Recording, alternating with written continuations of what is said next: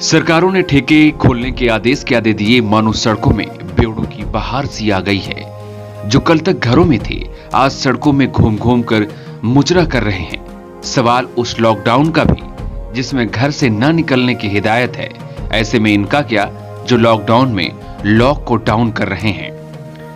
तीसरे लॉकडाउन का पहला ही दिन था जब शराब के ठेकों में शराब बिकनी शुरू हुई। फिर तो ना लॉकडाउन रहा और ना ही सोशल डिस्टेंसिंग, जिसके बाद तो सरकारों पर भी सवाल उठने लगे कि आखिर शराब के ठेके खुलने इतने जरूरी थे। सरकारें लॉकडाउन कराने की अपनी जिम्मेदारी ही भूल गए। दरअसल ये पूरा खेल राजस्व यानी टैक्स का है। शराब पर राज्य सरकारें दो तरीके से कमाई करती हैं। एक तो शराब बनाने वालों पर एक्साइज ड्यूटी लगाकर और दूसरा शराब की बिक्री पर वैट यानी वैल्यू एडेड टैक्स लगाकर। शराब राज्यों के टैक्स के लिए कितना जरूरी है, इस बात से अंदाजा लगाया जा सकता है कि अकेले फतेहपुर में 2 दिनों में 1 करोड़ की शराबी गटक गए।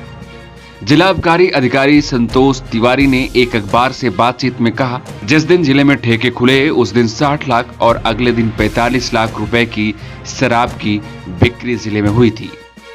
वहीं उत्तर प्रदेश के आबकारी आयुक्त पी गुरु प्रसाद ने बताया कि पिछले साल अप्रैल में हमें 2,950 करोड़ रुपए का राजस्व शराब से प्राप्त हुआ था, जो इस साल अप्रैल में पूरी तरह से शून्य रहा।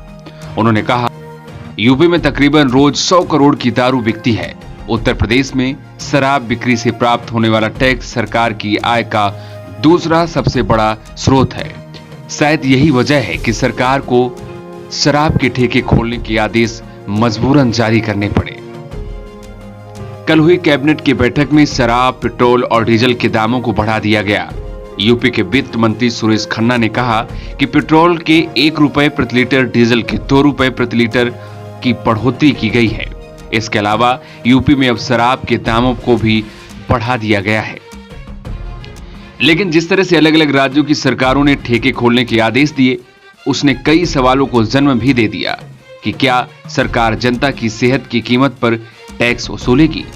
जिस सोशल डिस्टेंसिंग की बात पूरी दुनिया आज कर रही है, उस सोशल डिस्टेंसिंग का क्या हाल है आप खुद देख सकते हैं।